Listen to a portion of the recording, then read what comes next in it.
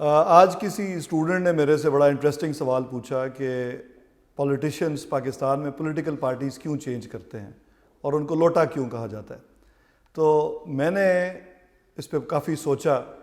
اور اس کا جواب یہ ہے کہ پاکستان میں ابھی ڈیموکریسی مکمل طور پہ ایوالو نہیں ہوئی. جب تک پولیٹیکل پارٹیز میں کہ ان کے اندر ڈیموکریسی نہیں ہوگی تو یہ کبھی سسٹم چینج نہیں ہو سکتا.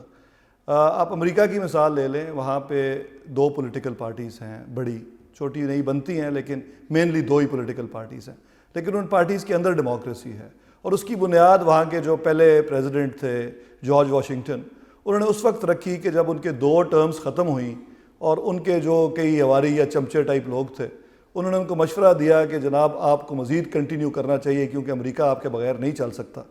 تو انہوں نے یہ جواب دیا کہ میں کسی قسم کی غلط رسم کا نہیں شروع کرنا چاہتا اور 2 ٹرمز ہی جو ہیں وہی میں رہوں گا اور کوئی بھی جو نیا آئے گا وہ بھی 2 ٹرمز ہی رہے گا.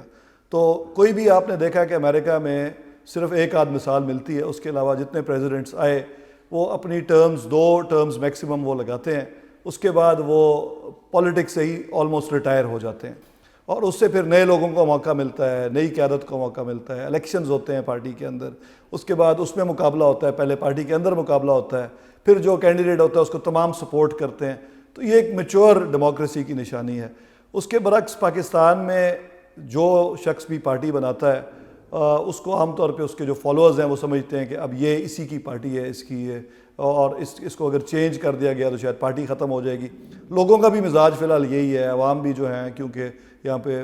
وہ کہتے ہیں ڈیموکریسی وداؤٹ لٹریسی از انارکی, تو ابھی فی الحال تو کیونکہ لٹریسی یہاں پہ ہے نہیں تو ایک انارکی نظر آتی ہے. اور جو پولیٹیکل پارٹیز ہیں لوگوں کا اس کو سمجھتے ہیں, نہ صرف عوام, ان کو جو چلا رہے ہیں ان کا تو اپنا ظاہر انٹرسٹ ہے, لیکن جو ان کے فالوورز ہیں وہ بھی یہی چاہتے ہیں کہ اگر باپ ہے تو اس کے بیٹے کو بنا دیا جائے. اسی طرح کنسٹیٹوئنسی پالیٹکس میں بھی عام طور پہ کوئی بھی خاندان کا کوئی شخص اگر پالیٹکس میں آتا ہے تو پھر اس کی جو فالوورز ہیں یا سپورٹرز ہیں ان کی خواہش ہوتی ہے کہ اس کے بعد بھی انہی کے کوئی رشتہ دار آئیں اور وہ پولیٹیکل کیپٹل اپنے ساتھ لے کے جائیں. اب رہا جو اصل سوال تھا کہ لوگ پھر پولیٹیکل پارٹیز بدلتے کیوں ہیں, اس کی بھی یہی وجہ ہے کہ پارٹیز جو ہیں وہ نظریات پہ قائم نہیں ہیں اور اپنے اپنے انٹرسٹس میں لوگ جو ہیں وہ پالیٹکس کر رہے ہیں.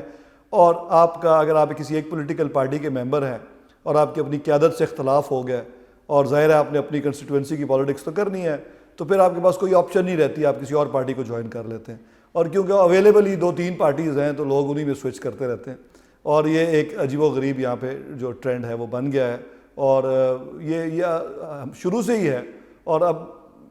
ختم ہونے کا نام نہیں لے رہا. حالانکہ میرا خیال ہے کہ اگر ڈیموکریسیز میچور ہو جائیں اور ہونی شروع ہوں تو اس کی پہلی نشانی یہی ہے کہ یہ چیز ختم ہو جائے اور لوگ اپنی پارٹیز کے ساتھ سٹک کریں, انہی میں گرو کریں اور ایونچولی انہی کی لیڈرشپ سنبھال سکیں. تو یہ ہم نے بڑا جو ہے اس کا جو اصل انالیسز ہے وہی ہے. اب ایک اور سوال جو ایک غلط ٹرم یہاں پہ یوز ہوتی ہے, لوٹا, وہ ذرا ڈیفائن کرنا ضروری ہے کہ لوٹا ہوتا کیا ہے. ٹرن کوٹ یا لوٹا اس کو کہتے ہیں جو کسی ایک پارٹی کے ٹکٹ پہ الیکٹ ہو کے آئے اور